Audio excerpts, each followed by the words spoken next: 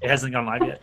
All right, we're live here with the Bearded Theologians as we have Beardcast number 10. Tonight's Beardcast, we wanted something a little bit special, and we wanted our spouses to join us, kind of in honor of Mother's Day being on Sunday. And we kind of had some questions for them as we start this time together. So today you have Matt Franks. And Ashley Franks. And Zach Bechtold. Michael Bechtold. And as we gather here in the Beardcast, the question that I'd like for us to kind of talk about tonight would be the question of what would you like the world to know being a clergy spouse?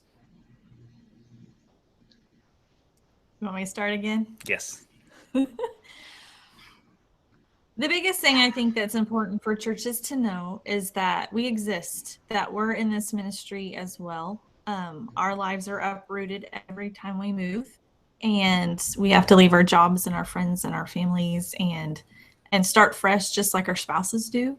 And often that, we have an entire month for, pastor appreciation and all these things where we try to pour into our pastor, but often the spouses kind of get overlooked. And so the biggest thing that I think is important is just remember we exist and that very often we need to be poured into as well. We do a lot of work in the church that we don't get paid for, like our spouses do.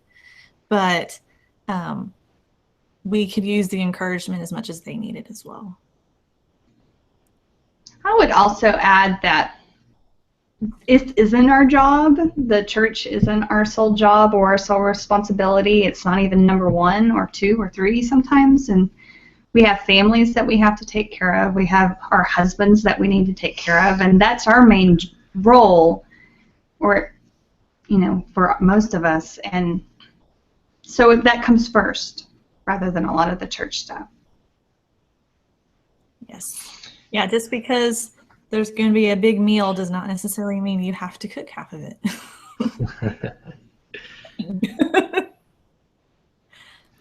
No, those are good thoughts. I want to know, we both have a whole mess of children. And so you as moms, as clergy spouses, what does that look like for you? What does it mean for you in regards for your children in the church? Well, it has bugged me in the past that people sometimes think that our children belong to them just because they're the pastor's kids.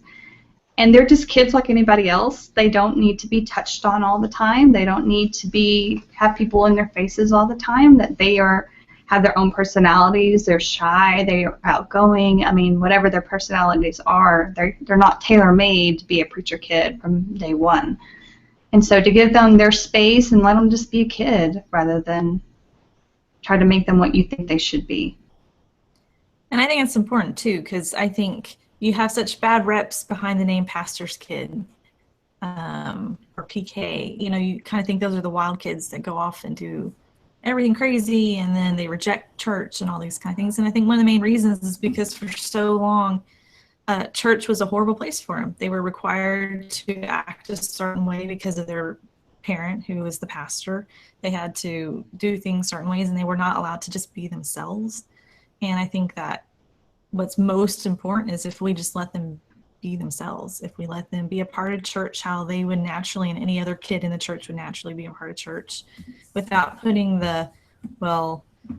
your dad's the pastor, you have to be this way, or you have to be a part of this, versus we would love for you to join us and let you be a part of this with us. There's a difference in mentality. There's a difference on how a child would receive that, especially once they start to hit the teenage years, because they're so sensitive to that kind of stuff when you're a teenager.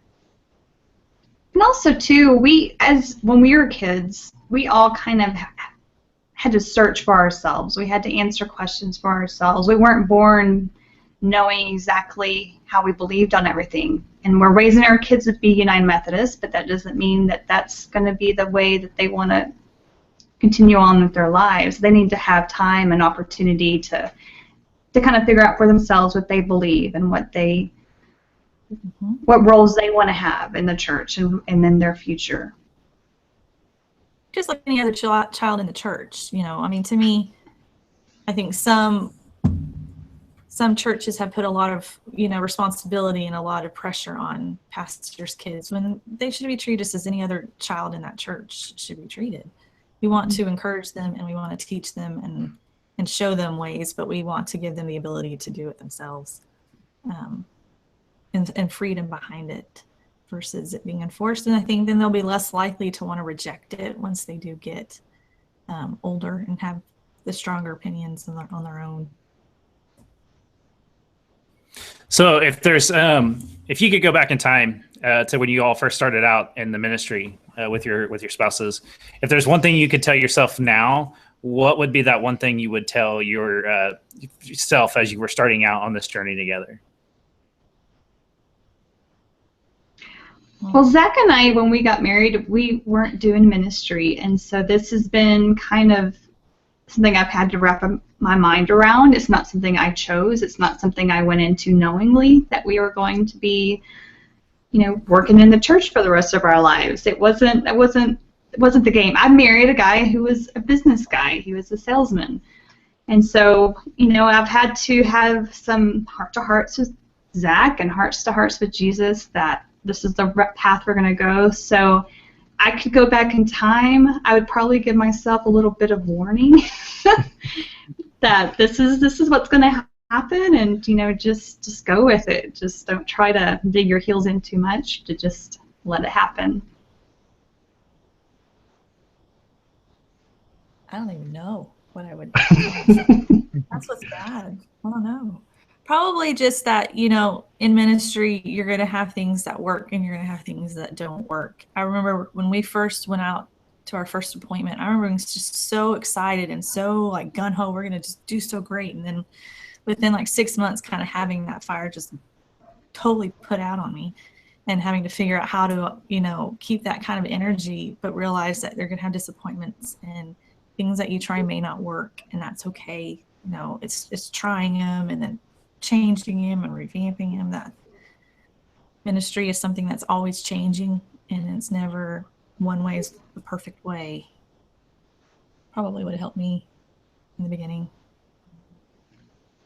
On that same note, what do you look forward to the most for the future? Maybe for your family, or maybe as a family, but also as a clergy couple in the church.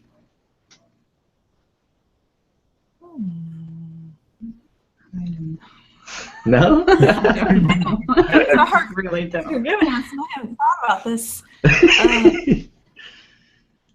One thing that I have in probably the last 2 or 3 years of really kind of discovered that clergy spouses to me are kind of one of those missed ministry moments, untapped ministry that really needs to be there.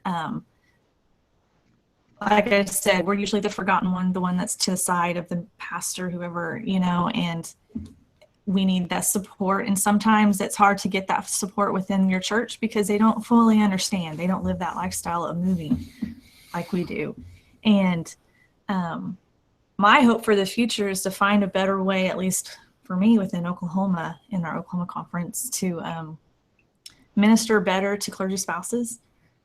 There's a group of us that have tried it, and we know it's in need, and we're trying to figure out how to make it work, and we haven't quite figured that out yet. But that's a big hope, is that we can find a way to pour into spouses so that way we're ministered to along the way as well. So much, I remember when Matt was first becoming ordained. I don't remember if it was ordination at the bishop's thing or not. I remember they made such a big deal for pastors. Make sure you take care of yourself. Make sure that you do things that's going to spiritually renew you, because you get tapped out so quickly. And I remember in the beginning, he had all these opportunities and he was going on all these trips. And I know Zach, you do tons of those trips as well. And I had nothing. I didn't have a single thing that I could go to be poured into as well. And, I remember feeling very empty and drained, just ministry-wise, because you only have so much before you get filled back up. And so my hope is to find ways for spouses to fill each other up.